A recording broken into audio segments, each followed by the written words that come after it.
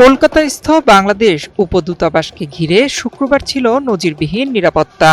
উপদূতাবাসের চারপাশে ২০০ মিটার এলাকা জুড়ে লোহার ব্যারিকেড, খাঁচা, জলকামান, পিজন ভ্যান, টিয়ার গ্যাস ও বিপুল পুলিশ মোতায়েন করা হয়।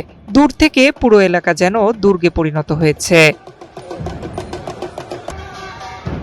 সম্ভাব্য বিক্ষোভ ঘিরে যাতে কোনো অপ্রীতিকর ঘটনা না ঘটে সেজন্য আগাম সতর্কতায় ছিল প্রশাসন। এক্সট্রিম মশার কয়েল প্ল্যান্ট ফাইবার দিয়ে তৈরি, তাই সহজে ভাঙে না, সুগন্ধিযুক্ত ও নিরবিচ্ছিন্নভাবে জ্বলে। ডেঙ্গু, চিকুনগুনিয়া বাহি সহ যে কোনো মশার বিরুদ্ধে দেয় এক্সট্রিম সুরক্ষা। বাংলাদেশে সংখ্যালঘু হিন্দুদের ওপর নির্যাতনের অভিযোগ তুলে গত কয়েকদিন ধরেই পশ্চিমবঙ্গ জুড়ে বিক্ষোভ চলছে। বিশেষ করে ময়মনসিংহে হিন্দু যুবক দীপুচন্দ্র দাসের নৃশংস হত্যাকাণ্ডের ঘটনার পর এই বিক্ষোভ আরও তীব্র হয়েছে। বিক্ষোভকারীদের মূল লক্ষ্য ছিল কলকাতার বাংলাদেশ উপদূতাবাস। এর আগেও সেখানে সংঘর্ষ ও পুলিশি লাঠিচার্জের ঘটনা ঘটে, যাতে একাধিক বিক্ষোভকারী আহত হন। শুক্রবার বিকেলে রাজ্যের বিরোধী দলের নেতা শুভেন্দু অধিকারীর নেতৃত্বে সাধু সন্ন্যাসীরা উপদূতাবাসের কাছাকাছি শান্তিপূর্ণ বিক্ষোভ করেন। ঢাক ঢোল বাজিয়ে প্রতিবাদ জানানো হয়।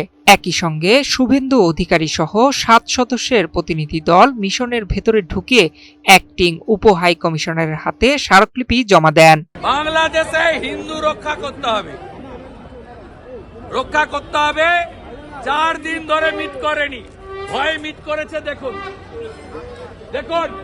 সাধুরা এসছে, দেখুন কি করেছে।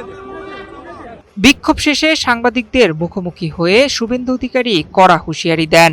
তিনি বলেন, খালা মমতা যতই প্রাচীর করুক, পুলিশ দিয়ে রাখুক, সরকার যদি ব্যবস্থা না নেয় নতুন বছরেই সব তুলে ফেলা হবে।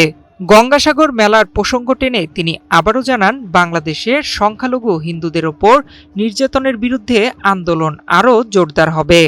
খালা মমতা যত প্রাচীর করে পুলিশ করে রাখুক, ব্যবস্থা যদি না নেয় নতুন বছরে এই সব গুলোকে তুলে ফেলে দেব। যেমন যুব ভারতীতে মেসির দিন যুবকদের, ইয়াং জেনারেশনের তারা দেখেছে রাজীব কুমাররা ছুটে পালিয়েছে, আমরা এখানে দেখিয়ে দেব বলে গেলাম। আর আজকে 1000 সাধু এসেছেন, 300 নাগা সন্ন্যাসী। গঙ্গাসাগরে 5 লাখ সাধু যাবেন। গঙ্গাসাগরে স্নান করে ফেরার পরে আমি সব সাধুকে বাবুঘাট থেকে তাদেরকে পথ দেখিয়ে এখানে নিয়ে আসবো।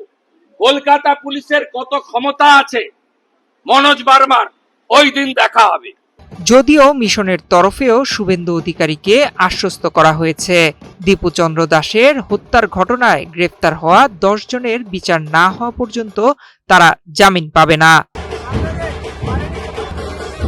নয়ন বিশ্বাস, বাংলাদেশ প্রতিদিন।